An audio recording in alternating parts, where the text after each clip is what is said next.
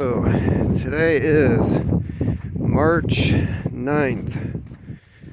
I don't know the exact time. It's about, last time I checked, it was just before 9:30, so I'm going to say 9:30ish in the morning. Not exactly the best day to be doing this. Weird thing is, Google doesn't know how to report the weather anymore.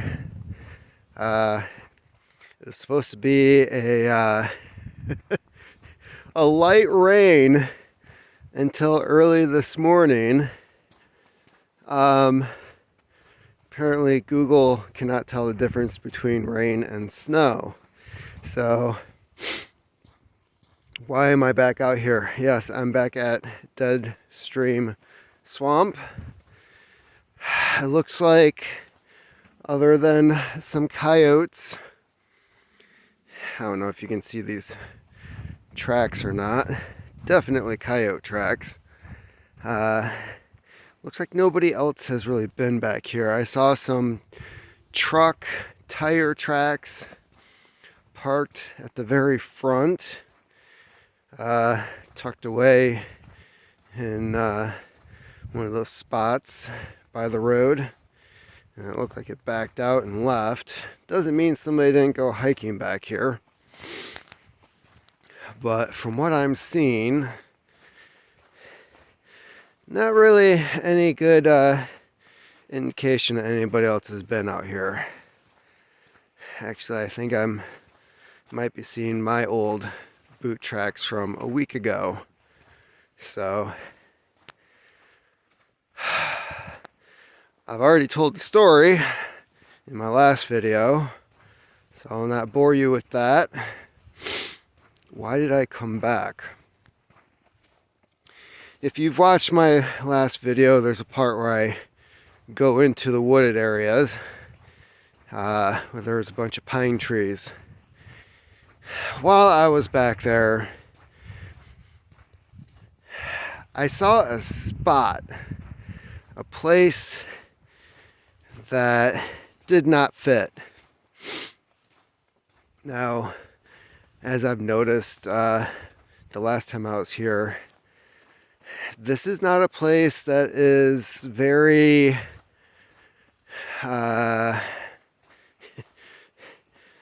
it's very remote. Man does not come here and visit often. So when you see something in a place like this that is definitely not occurring naturally, I should say, something that just doesn't fit, there's a good chance somebody did that. So when I get there, I'll explain further as to what I saw, because things in 1 week, it has not changed that much. Now, I guess the main question is, whatever it is that I have found, is this from 10 years ago? Or is this more recent? And is there anything there? That's the biggest question. So, anyways, this should be a quicker trip. I know to stay to the left on the way back, to not wear a thigh holster, or what do they call that? A drop holster? I think thigh holsters are what women carry when they're a lady of the night with a derringer. Yeah, don't carry don't use a drop holster. Those suck. Fortunately, it appears I didn't lose all of my money on that purchase, because I was able to just take the straps off of it, and it works as a belt holster. Thank God. My whole $4 that I spent on Temu paid off. Might have been $6. I don't think it was that cheap. Not that $6 is a whole heck of a lot of money for a holster, but You know, you got to get what you can these days. So, other things that I have come across. Well, I got a notice from YouTube earlier this week. Thought it was weird timing on their part. I technically have 2 YouTube channels. And this is posted on my newer second channel. The one I originally started a couple years ago because I was doing like pipe videos and pipe tobacco reviews, stuff like that. And I wanted to start doing other things, so I was like, maybe I should just start a new channel. But then it's like, you're starting all over again, you gotta build your audience, blah blah blah. So I kind of just had it sitting there. I hadn't posted anything. And then YouTube started messing with me, as they tend to do. They want people to create content for them for free that they can put advertising on and make money from. Then they bitch about the content that you're making for them for free. And they come up with stupid rules. And they threaten to take your shit down, or they just take it down. And then they threaten to just completely eliminate your channel. So I have older videos which I'd like to keep, not just for myself, but for my oldest daughter, because a lot of my earlier stuff was just me doing like tobacco reviews and stuff like that on the front porch of our old house, and she would see me on the porch and she'd be in the back window making goofy faces and stuff. People thought it was cute. And there was a couple other videos where I would have little clips of us going for walks and playing at the park, stuff like that. So I don't want those to disappear. So I was like, screw it. If they're gonna go and look up videos I did 2 years ago and say that I violated their policy, something that had been up for 2 years that may have like 15 views, some content that nobody really gives a shit about, and then they're giving me a strike for it 2 years later and removing it, kind of gives me a red flag as to maybe time with that channel is short and I should just completely stop posting on there altogether so that everything else that's left on there doesn't disappear. Alex Jones style, Well, I can't give you that because YouTube deleted all of it. I can't give you any of that. Man, did they fuck that guy over. So, anyways, kind of forget what the heck I was, YouTube channels, me posting. Anyways, this video is going to be on my second channel. The comments. Man, you go off on a tangent and it's really hard to get back. Kind of like going on the wrong trail back here. So, I found there's YouTube likes to give me notifications on new subscribers and comments and viewership. And apparently after I posted my last video, which was titled My Last Video, I ended up with more subscribers, which is hilarious because that just means they get notifications when I post new stuff. Yeah. But it was the comments. I was flipping through the comments. A lot of people saying, we understand. and we agree with you and stuff like that. Take care. Your channel was I don't think they said awesome. Cool might be more accurate, but you get the point. But then there was other comments from a video I did about a year ago. Kyle Mosher missing 411. So there's one local guy. I was wanting to look him up, maybe chat with him about what he knows, because it seemed like he kind of looked into this whole disappearance, but maybe on par, about as much as I have, which is only so much you can learn about it, right?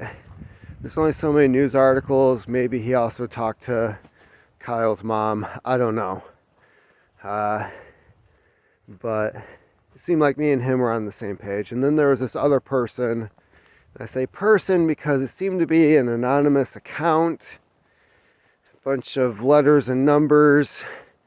Didn't bother trying to create a name in order to comment on my video.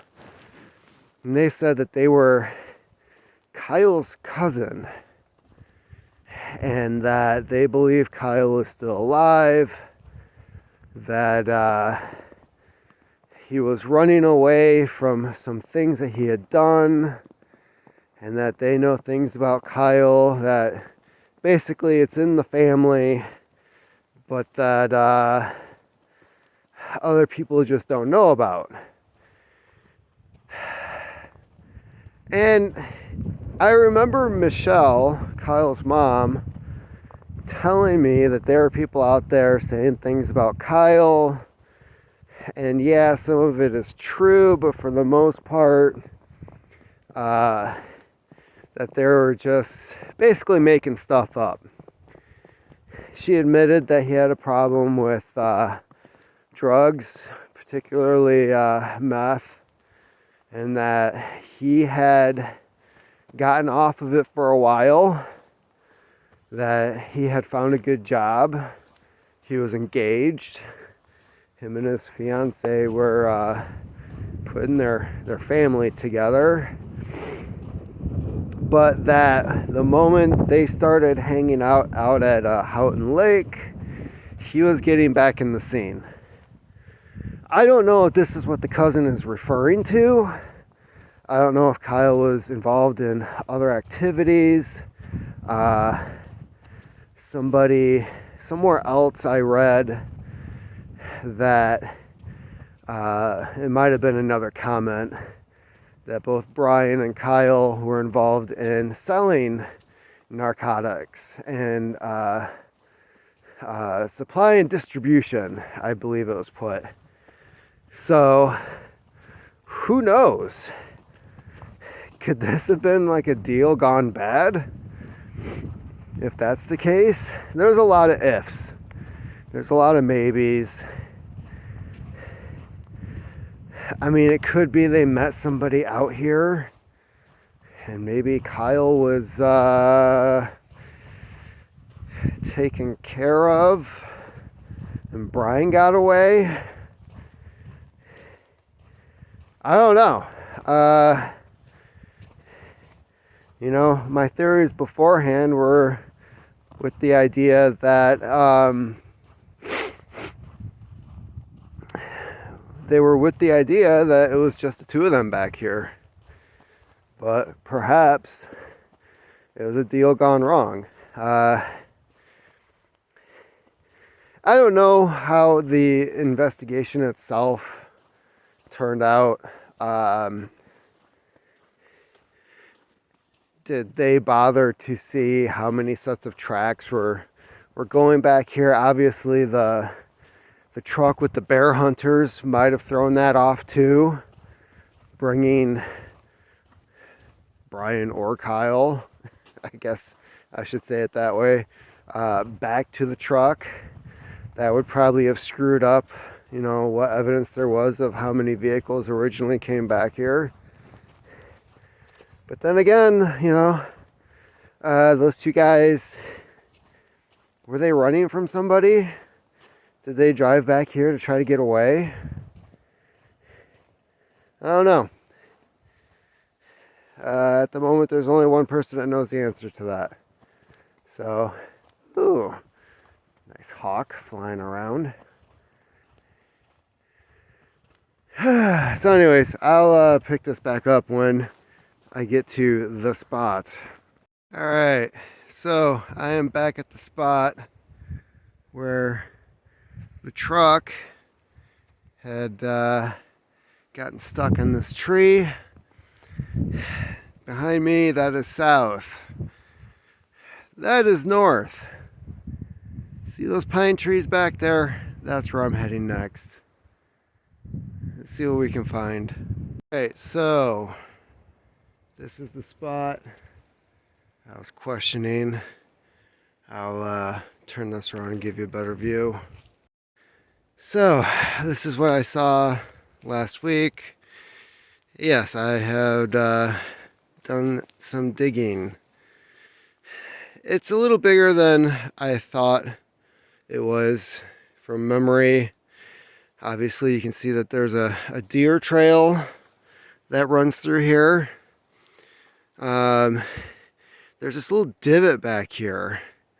And when I initially saw it, I remember thinking to myself, kind of looks like somebody was trying to cover something up with this mound of dirt here. But digging down about a foot in a couple different spots, I came across nothing except for tree roots and bush roots and nothing else. So, and this is probably about 8 feet wide. I don't know how tall Kyle was, but I can't imagine he was 5'9", 5'6", somewhere around there, about average. So, other than that, more deer trail. And there's spots here, like there's definitely, this is where a fallen tree left its mark. Another spot over here. So it's not something out of nature. Man, there's a lot back here. And it's been 10 years. So, am I gonna find anything pertaining to Kyle? Odds are not good. And in this weather last week, odds would have been a heck of a lot better. No ground cover. And quite frankly, right now I am just wandering around. And worst case scenario doing this is that I'm in the middle of two tracks, so eventually I'll come across that and find my way out. Unlike Brian. So anyways, man, yeah, this is still to me it's still an interesting story. And I have to say at this point, I know I said it last time, this will probably be my last visit out here. Oh, what is that? Red stripe? So, still seeing a lot of evidence of deer hunters and whatnot back here. And like there was a scent stick that was left on a tree on the way in, and I don't remember it last time. And this thing is bright orange, so who knows? Maybe there's some people doing some out of season hunting. Couldn't tell you. Okay, so no luck with the spot that I came to check out. Should I be surprised? No. And, the only other thing I could think to do at this point, I want to say these guys, was it July? I want to say they were out here in July. And this time of year is good, minus the snow, because there isn't you can see all the dead fern, right? This is all going to be filled in.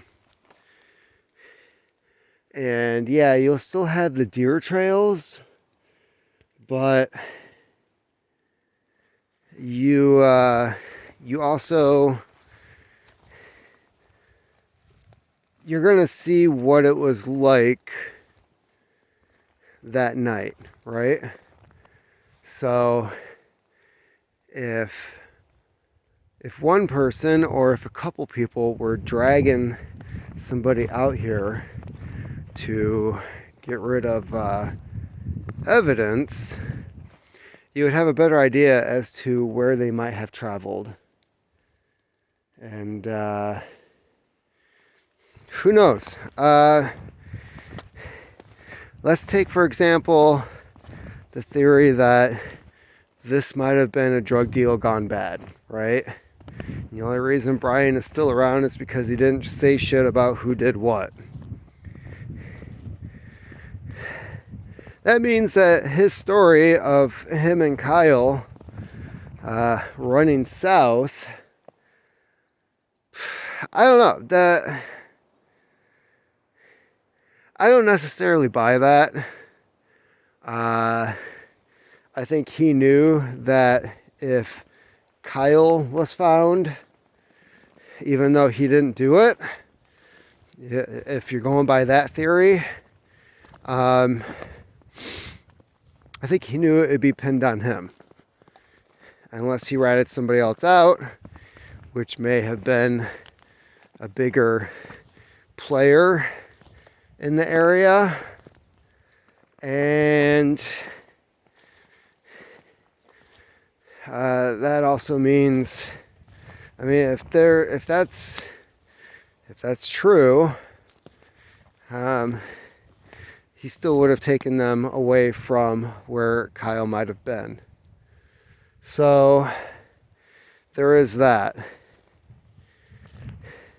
Let's say him and Kyle did run north away from whatever or whoever was after them, and they got separated. That would explain one of them coming out of the woods Saturday morning, which most people believe to be Brian. So he runs, he probably runs past the 2-track that's out here. We can't be far from the 2-track now, right? So they go running past here. Who knows if they were trying to hide behind these tree stumps or not. So they're running through here. Who knows? Maybe they're being shot at or just chased. I don't know. But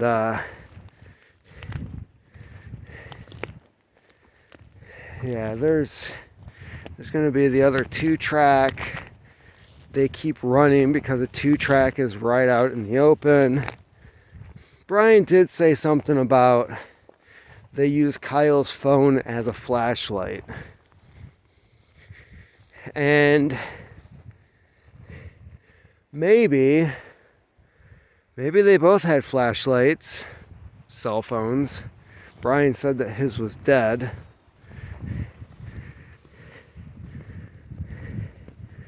But perhaps they're both using their flashlights. Or maybe Brian used his later and Kyle used his to try to get away, and they used that to shoot him. these are all just theories. And this is with the idea that there was somebody else out here and things went bad.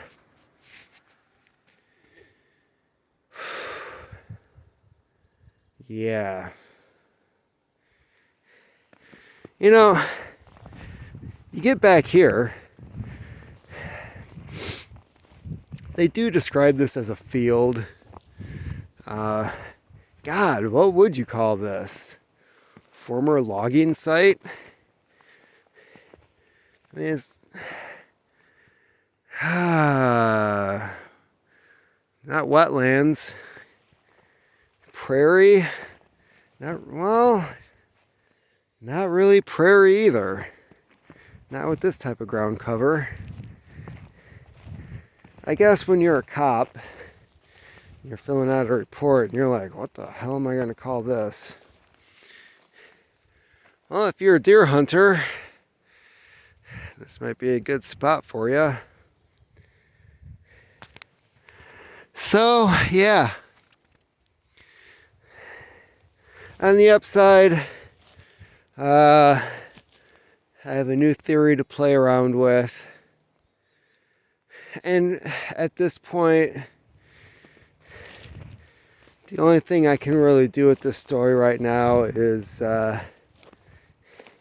write a good mystery slash, I mean, would it be a novel? I don't know. But it's one heck of a story. Damn, these are some old ass pine trees.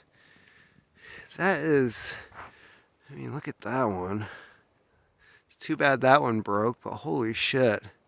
These are these are some old ass pine. I know once they get to a certain size, they're not allowed to harvest them, which I think is a good thing.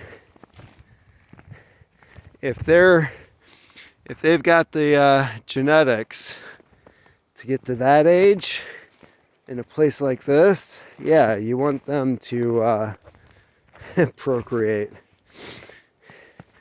Tree breeding. So, anyways, I'm going to keep looking around, process these ideas in my head, and man, yeah, it's unfortunate. You know, I was hoping I might find something there, but no, I think overall, I mean, this is going to go back to my original theory, is that for one reason or another, Brian was hiding what had happened. Not necessarily that he might have killed Kyle. That's a theory too. That's one that a lot of people believe. There's the very real possibility that he was trying to hide the fact that this was a drug deal gone wrong. And that in order to save his own ass, he didn't squeal. And because that's one thing that bugs me about this story, is that, and I remember talking to Michelle about this, was that she said he lawyered up, and those were her words.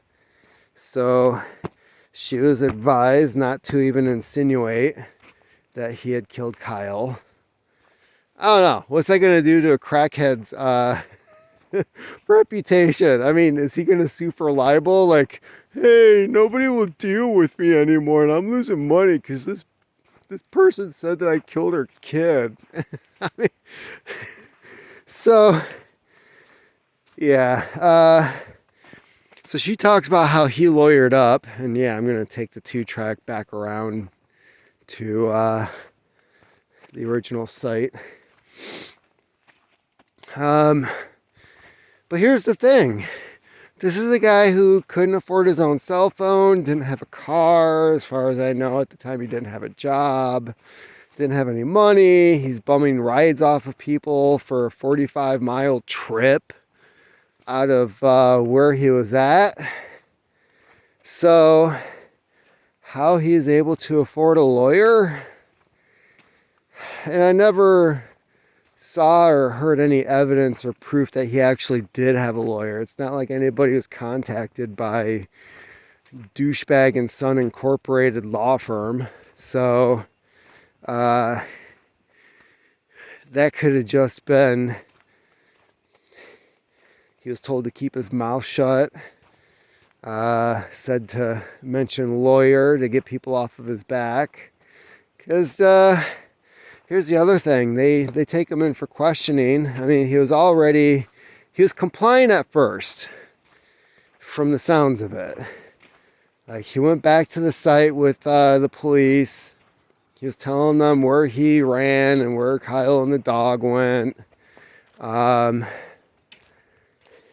So he was out here, he was talking. Whether or not that was all true or not.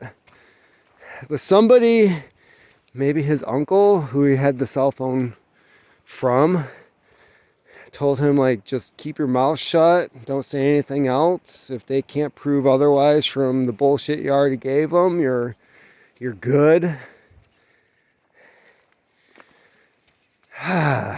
Who knows? Or maybe he was threatened by the guys that were here that night with them, if that's the case.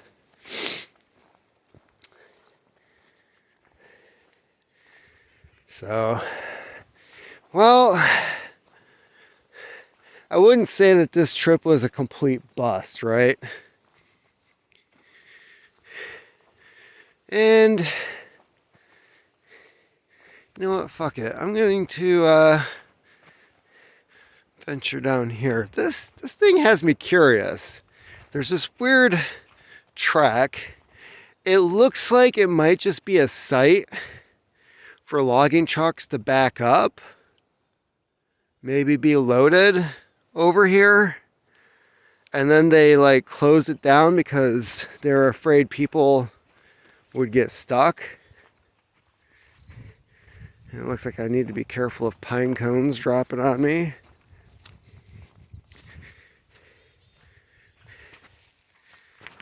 Okay, so with the weather being what it is, insulated socks, boots with insulate, and my feet are still freezing. So it doesn't help that it's the wet, sticky snow. Obviously my feet are wet. You know, there's always that, unless you want to spend a couple $100 on boots, waterproof, insulate, thermal, nuclear, the warm ones. Yeah, not exactly in my price range. So anyways, I did check out that little side trail. It's not a little side trail. What it looks like is that the logging company, when they did all this years ago, prior to Kyle going missing, created their own. It's not even a 2-track. There's a stream that runs through there. Cattail kind of tells you the status of that area. Cattail won't grow in places that dry out on a regular basis. So they threw some logs in there so that the big trucks could still get through. It's not something, you couldn't get through that with a Jeep if you wanted to. It's definitely big, heavy equipment designed. I wouldn't be able to get through there on foot without getting soaking wet. And in this weather, No. Plus, I don't believe Kyle's back there. Definitely Brian did not go back there. Although I don't know what this place, I don't know what that spot in particular looks like in, say, July. And I don't know what the weather was like or the season in 2013. So, who knows? Maybe it was all dried up and that 2-track in particular somebody was able to use.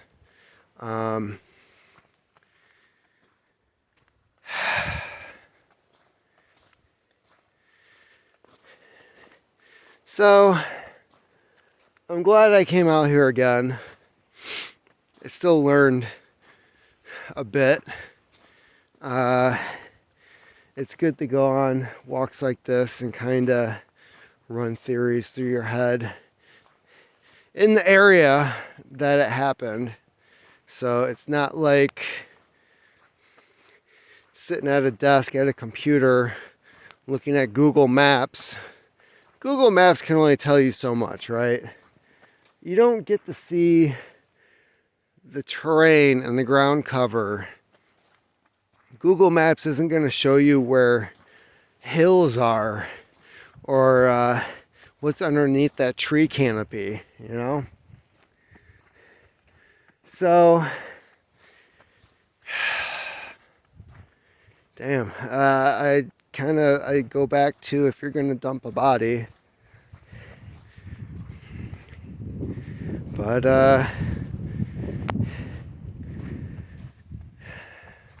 yeah, this is a tough one. This is definitely not like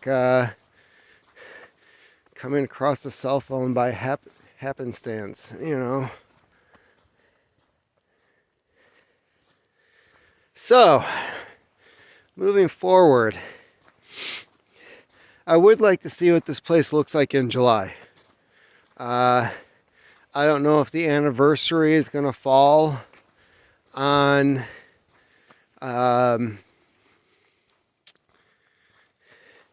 if it's going to be on a weekend or not. I mean, I would have to look that up, but that is when the family tends to come out here every year and do their own search for a day. I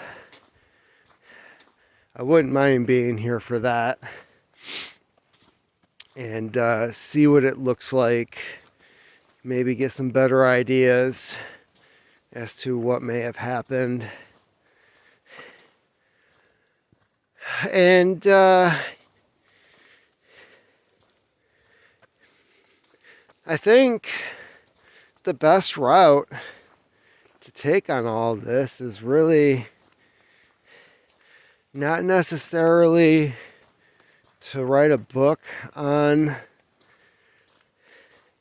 the disappearance, but really to kind of like tell a story as to the theories, what some people think happened, and run through those theories and why they could be true, why they might not be. And in reality, there's really nothing that changes up to the point of them driving down here. You know, that's all pretty much established as to what happened.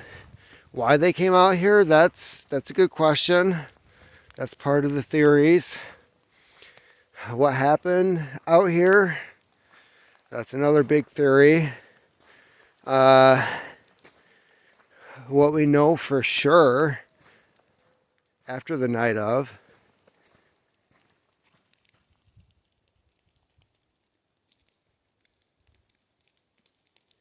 I hear morning doves, but I also think I heard voices. So yeah, the other things we know for certain, well, Brian traveled south. He broke in the cabins. I'm not too sure about the fire pit, campfire situation. I don't know if that was something he admitted to, or if it was just something that was found. Because in my eyes, it's pretty obvious. People come back here. Maybe not so much this time of year, but hunting season. Maybe to party or camp over the summer. I don't know. I'm not that familiar with this. So we know about the cabins. We know for one reason or another he was avoiding the main road. Which again brings me back to, let's say he is the one that emerged from the woods Saturday morning. He doesn't run from the bear hunters. He gets on the back of the truck and they take him back to the truck where it was stuck. So there's that. If that was Brian, why would he go to the road only to come back if he was afraid that somebody was looking for him?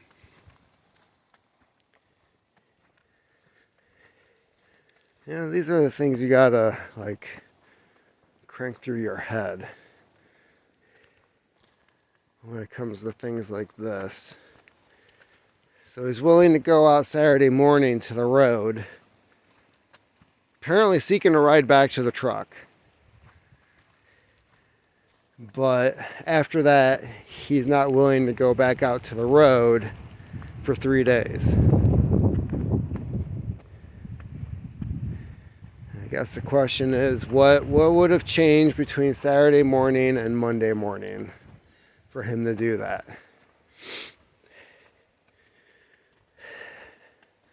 And we still have to play around with the idea, what if it was Kyle Saturday morning and he didn't think hard enough about going back to the truck, you know? But obviously the bear hunters, they didn't see anybody else back here. There wasn't another truck or anything back here. So again, what gives? So Kyle goes back to the truck and then he still fucking disappears. So he couldn't get the truck out. What'd he do? He wouldn't just walk this 2-track back to the road and, you know, ask to call for like a tow truck or something.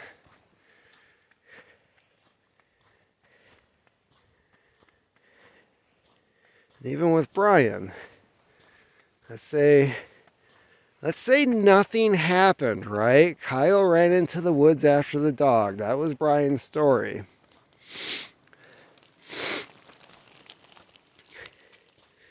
He doesn't look for help. Like, hey, the guy that has this truck, and did Brian have the keys? Like, who is it that's being taken back to the truck? And did they have the keys or not? Was Brian waiting for Kyle to come back? Let's just go along with this bullshit story, right? The bear hunters take him back to the truck. He's sitting around waiting for Kyle to return. And for whatever reason, Kyle decides he's going to tie the dog up to a pine tree with the leash and just leave it. Okay, that doesn't make any sense. And it's right next to the main road. You look at the map where the leash was found, it is right next to the main road. So again, doesn't make a whole hell of a lot of sense. Nothing about this damn story makes sense. But it's just that's just it. It's a story. So it's like you run this shit through your head like I'm doing now. And like I said before, you can't get in the head of a crackhead, so you don't know like what the fuck is real and what's not. They'll come up with something, but then that doesn't make any fucking sense either. May sound good at the time, but then you think more than 2 minutes past that, and you're like, what? Yeah. So, who knows? I can write all these theories down, these possibilities as to what might happen. But in the end, there's one dude that knows. And, I could play around with this whole theory that Kyle disappeared on purpose. That doesn't make a whole hell of a lot of sense either. Like, why would Brian be covering for him this entire time? What would Kyle offer him to where he wouldn't just come out and say, well, we ditched the truck. He got picked up by somebody else. They gave him a new ID and a social security card and a passport. Really? Like, he just ups and goes to another town and creates a whole new identity without any fucking paperwork. What, is this guy working as a dishwasher in the back of kitchens for the last 10 years? Hey, I'd really appreciate if you just paid me in cash, and I'll work for minimum wage. No hablo inglés, señor. Like, what the? It doesn't make, that theory, in my opinion, doesn't make a whole hell of a lot of sense. The other thing, getting back to those comments left on my video about from somebody claiming to be Kyle's cousin, they were saying that he was trying to get away from some stuff that he had done, and that now that he can be legally declared dead, that the police can't go after him for those things. I hate to break it to you, but that's not how it fucking works, dude. So, yeah, you can be... Okay, first of all, the person who is dead cannot declare themselves dead, right? If they're found, they're found. They're still charged. Like, as long as the statute of limitations, that's a whole nother thing. Unless the statute of limitations is expired, you are shit out of luck, especially when it comes to like murder. There's no statute of limitations on that. Hell, there's statute of limitations on shit like rape, right? I don't know what exactly Kyle would have been involved in, where he'd try to hide and become somebody else for 7 to 10 years so that he's in the clear. Usually if it's something that serious, like, I don't know, killing somebody, there's no statute of limitations on that. Even if he's declared dead, right? If he's found, he's charged, he's prosecuted, he still ends up in prison. So that whole theory doesn't make a whole hell of a lot of sense. And again, like, what would he have done? What are the things? So he's engaged. From my understanding, he had a good job at the time, so he had steady income coming in. The only mistake that I can find that he made was he started using again and hanging out with the wrong people, obviously. So, is that something where he's going to fake his death? Go into hiding? Usually you get in... It's one thing to go into rehab, right? It's a whole other thing to like, well, the only way to solve this problem is to just disappear. That's not... That doesn't make a whole hell of a lot of sense to me. So... that theory, I'm just tossing away. Under no circumstances do I see Kyle coming out of these woods with the intent to like fake his disappearance. I can think of better ways, that a hell of a lot better ways for somebody to fake their disappearance, right?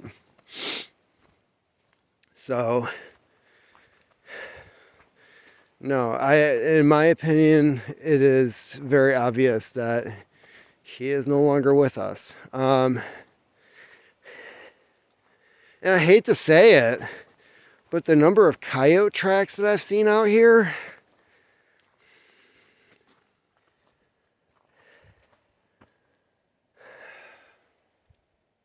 I don't think there's anything to find.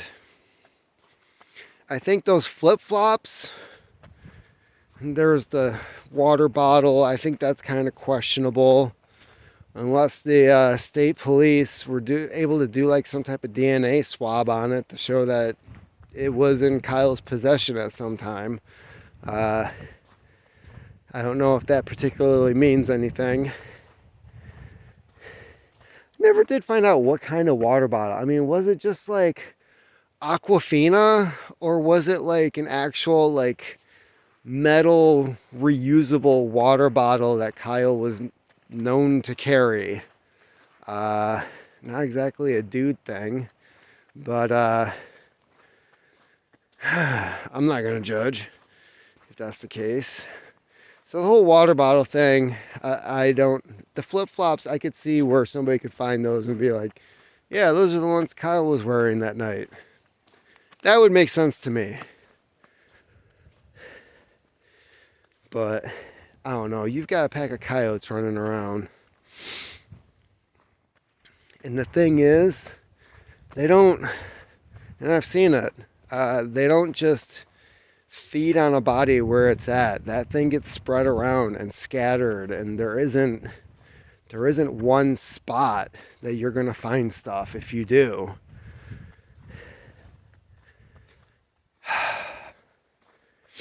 So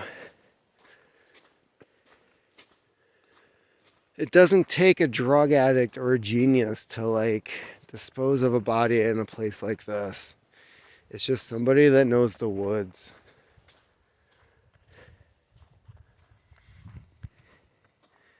And it's sad, but it's a reality. I don't know if the family's ever going to have any type of closure on this story. Like I said before, unless there's some type of confession or somebody admits to something. And who the hell's going to do that? I mean, it could be what the police are hoping for sometime in the future. It's like, hey, you know, if you tell us what happened to Kyle, you'll get a reduced sentence. Because as of right now, you're looking at being turned into a donut for 20 years.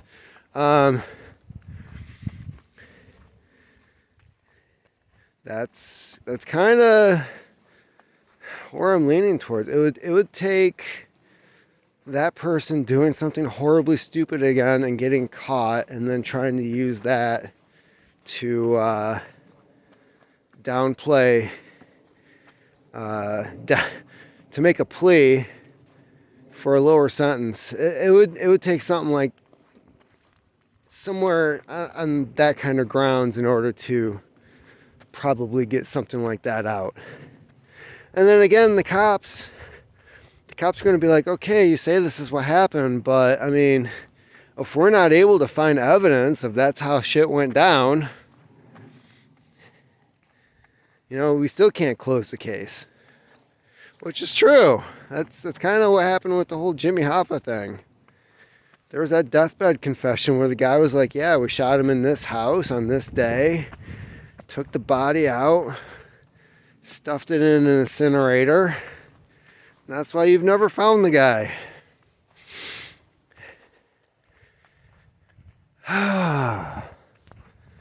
Well, anyways, I think I'm almost back to the car. So, that's about it for me today. More theories. Didn't find anything. And time for my 45-minute to an hour drive back home. So, yeah, owl pellet. Keep on typing.